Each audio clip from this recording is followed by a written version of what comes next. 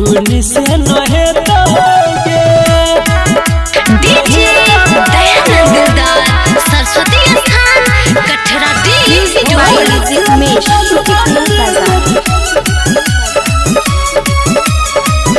खून से नहे तोगे देख जियो हम हो के रोइता दै चाहि शेर के खाई के कसम कहै छियो मारबू घेर घेर के अपना जाला सोच पकड़े तो तब पता चलता देख जियो हम हो के रोइता दै चाहि शेर के खाई के कसम कहै छियो मारबू घेर घेर के आग दही तब तोरा बुझे तौगे छौरी खून से नहे तौगे होली खेल दरभंगा में जइए तौगे छौरी खून से नहे तौगे डीजे दयानंद दिलदार सरस्वती स्थान कठरा डी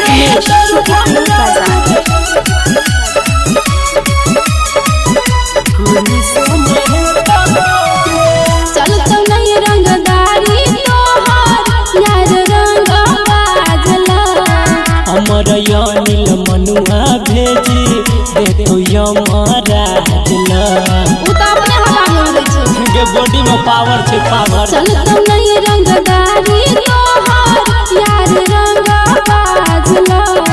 हमर अनिल मनुआ भेजी दे तो यमरा दिला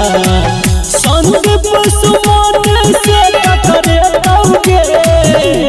छौरी खून से नहे तौगे होली खेल मधुबनी में जइए तौगे छौरी खून से नहे तौगे यार रंगदार खेले ये तै होली